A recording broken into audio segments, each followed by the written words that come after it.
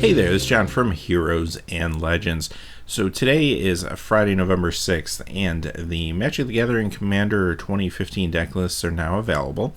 So today what we're going to do is take a close look at one of those decks. This is Call the Spirits, which is the black and white deck.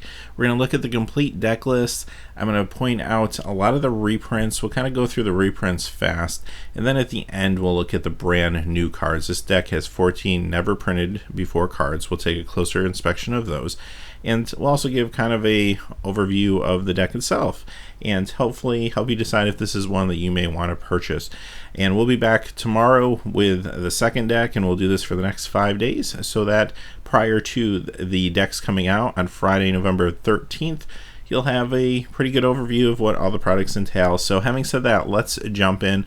First off, I just want to talk a little bit about the deck in general. Call the Spirits kind of implies a spirit deck, but quite honestly, it's more of an enchantment deck. There are a couple spirit token generator cards in here, which does kind of bring the name Call the Spirits, and there's also some creatures that have the spirit type. But really, that is not as big of a deal as the enchantment piece. You're going to see this is truly an Enchantment Matters deck.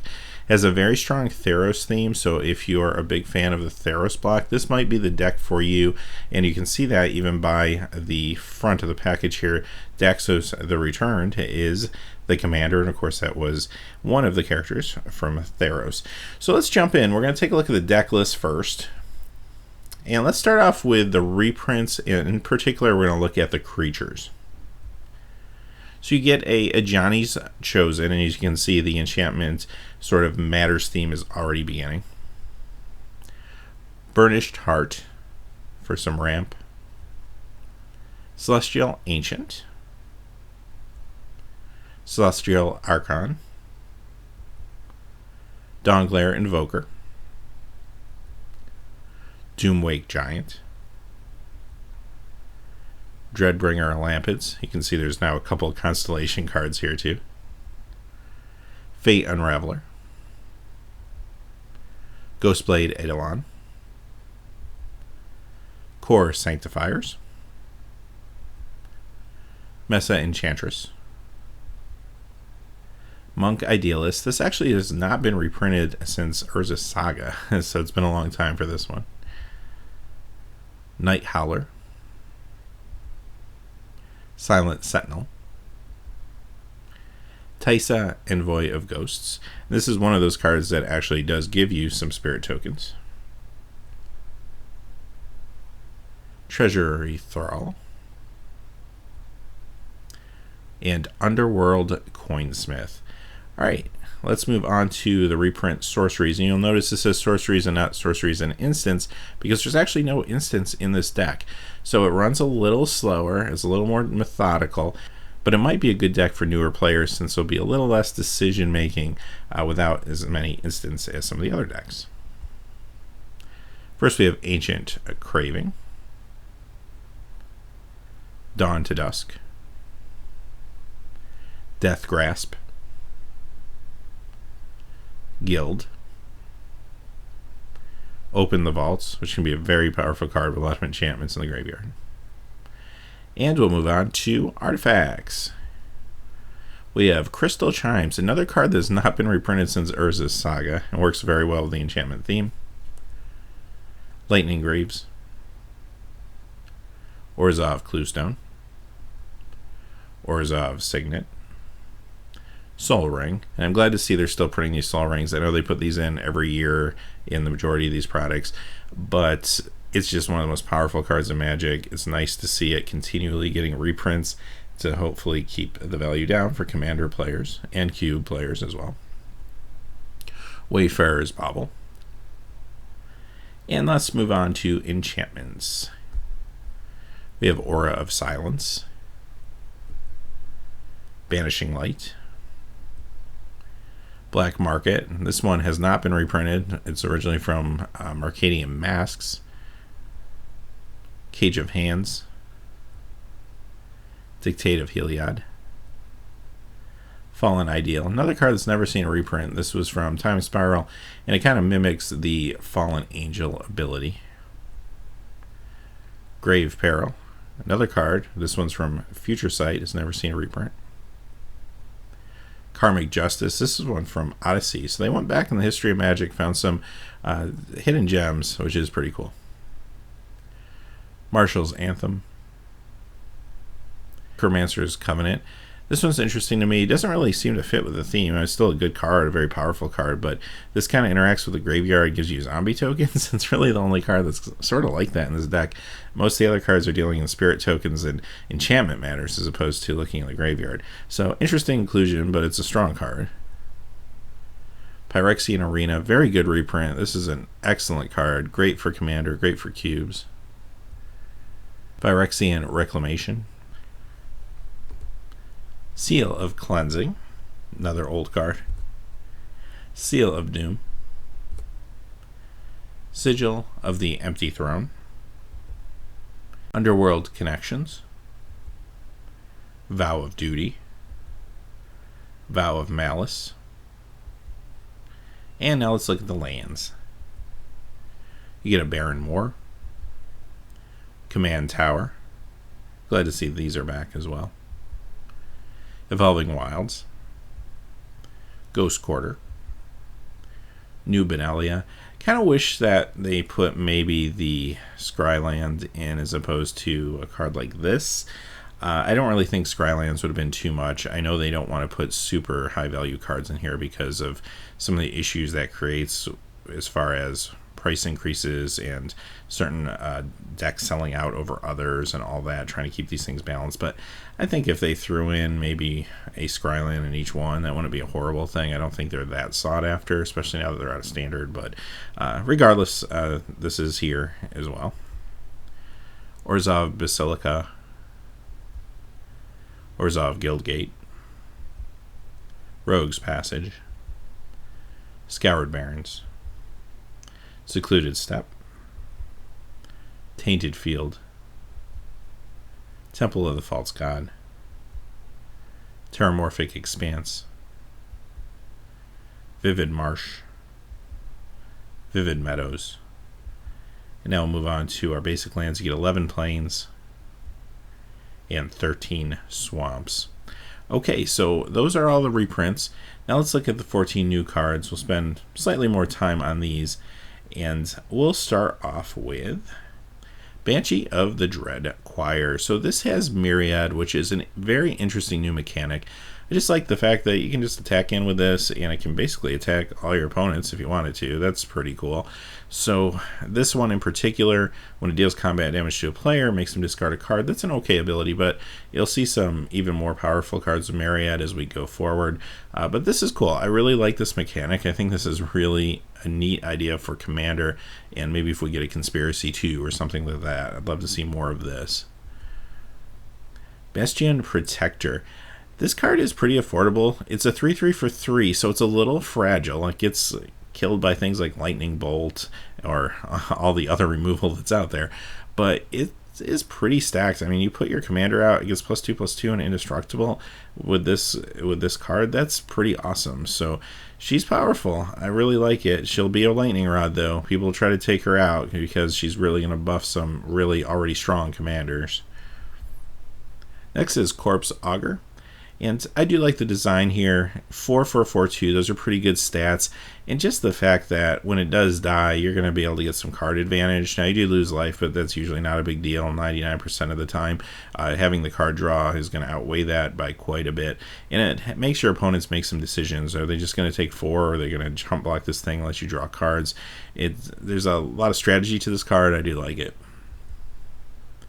Next is Decsister Returned, and of course this is the official commander of the set, and each of these decks are going to have one official commander, which is going to play with the new experience counter mechanic a little bit. It's also going to have one old reprint card that's a legendary creature in those colors that you can switch out and use as the commander, and there's going to be another new creature that's legendary in those colors that you can use. So you basically will have 3 options for commanders.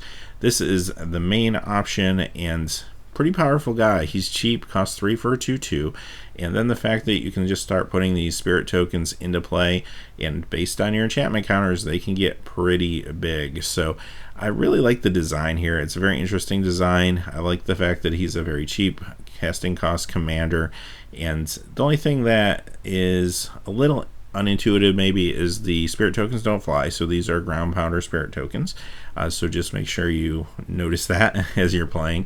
And that does take away a little bit of the power level, but it's still a very powerful card with all the enchantments that are in this particular deck, as well as enchantment creatures or what have you. It should be pretty easy to mass some enchantment counters, and it doesn't really take that many until you start getting some pretty big creatures on the board whenever he uses his ability. So I do like this. This is a pretty decent commander, I think. Next is Exorcist Torment. Now, what I like most about this card is you can throw it down for 4 and you get a 5/5 flyer with haste. That's pretty cool. You can get some damage across pretty quick. But there are times where this might just get stuck on the board. Now, there's plenty of ways to activate its Constellation. I mean, we saw tons of enchantments. We saw enchantment creatures, and all the spirit tokens that Daxos puts down are also enchantments.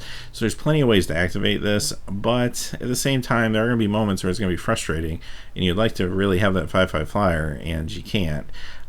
And now granted, you only paid 4 for it, so you get what you pay for, but it's still gonna be leaving you wanting at times. Next we have Deadly Tempest, and this is your board wipe. It's a very good board wipe. It also can do damage, which is going to be relevant sometimes. Now it also damages you if you have creatures on the board, especially if you have a bunch of spirit tokens. That could get bad. But again, I don't think that's going to be a big deal. You're going to use this when you're behind, not when you're ahead, so I think that's going to be just fine. I love the art on this. I think I mentioned it in the when we did the spoiler of this card. It looks like if you zoomed in on Damnation, that this is what would be going on, and kind of where that light is hitting down. It's just a really cool design. The art's awesome. There's a lot of great art on some of these new cards. Next we have Grasp of Fate, and this is okay. I don't love this card. I should say I don't love this card in this deck because it's a little more defensive, where I feel like this deck's trying to be more aggressive. I mean, it's good to have answers to threats, and this is an answer to perhaps multiple threats depending on the situation, but at the same time it is very defensive. I almost feel like I'd rather have something more aggressive in this slot, or maybe something that feels a little more like spot removal. It could also be used for something else, you know, just like a card with dual modes or something like that. But this is fine. It's going to protect you a little bit, but not my favorite part of the build, but it's okay. It is kind of neat that you can basically Oblivion Ring one thing from each player if you want to. That's an option with this card. Herald of the Host. So this one's cool to me. This is a Serra Angel with Myriad. Like, that's crazy when you think back to the old days.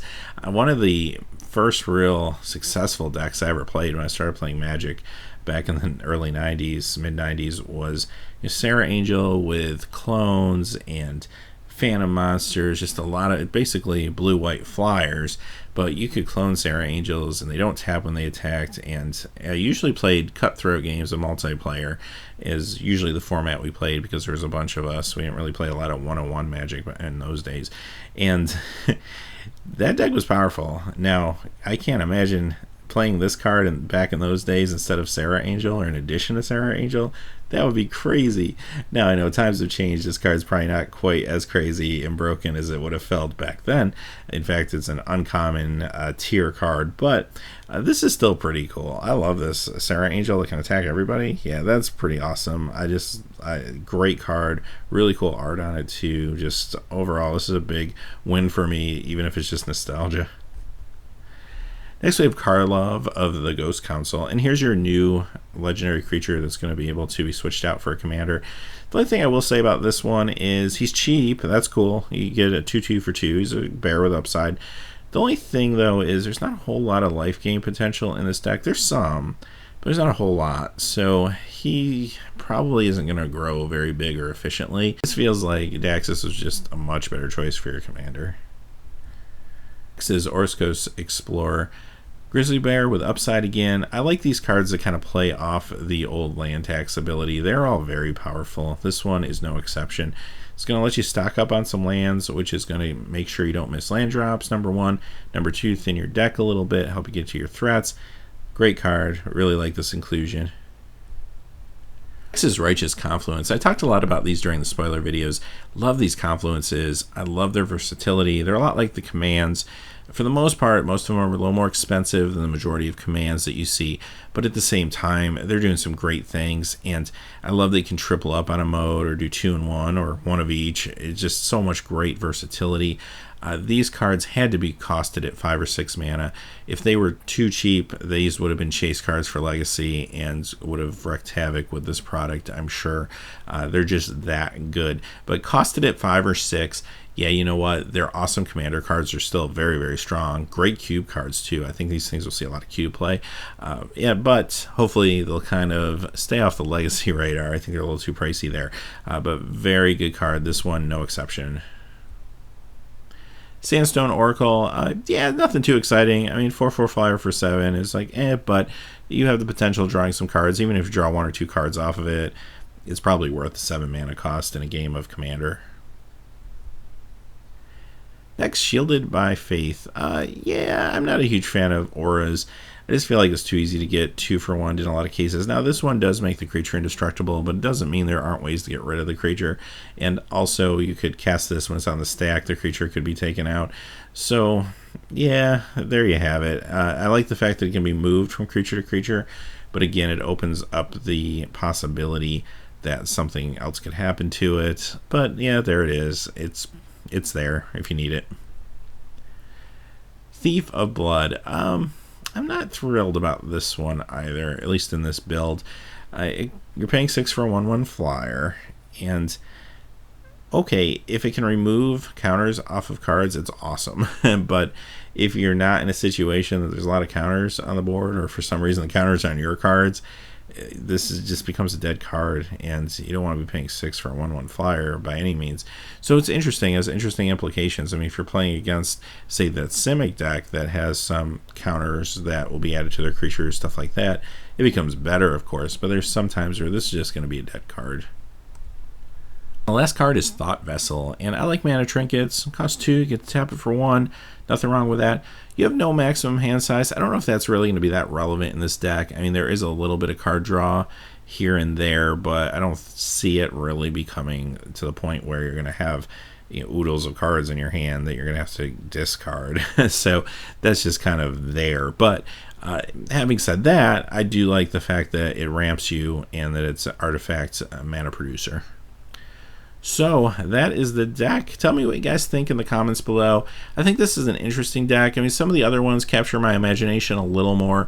I don't know, I guess the name, I was expecting more of a spirit theme, especially when I saw some of the cards spoiled that are very spirit centric. Even the commander himself is very spirit centric, but it turned out it was really more of an enchantment deck, which is fine, but I feel like we just saw that in Magic Origins with the white-black enchantment theme, and that's okay. I mean, we can repeat that in Commander. There's nothing wrong with that. But it feels like we kind of just saw it. I don't know. It's not one of my personal favorites out of the 5, but I do think it's a cool deck. I like to try it out and play with it. I think it looks like it would play pretty fun. So having said that, hey, thanks for watching. Please remember to like and subscribe, and have a good day. We'll see you tomorrow with the second deck out of the 5. Hey, thanks as always for watching. This video, like all my videos, was made possible by the generous support of viewers like you on Patreon. Even a donation of $1 helps me to keep growing this community and creating better quality videos for all of you. Check out our Patreon page for exclusive giveaways and future goals for the channel. If you haven't had a chance yet to subscribe, hit that subscribe button so you don't miss any of the MTG news, spoilers, set reviews, product openings, or finance videos on Heroes and Legends. Talk to you again soon, and have a good day.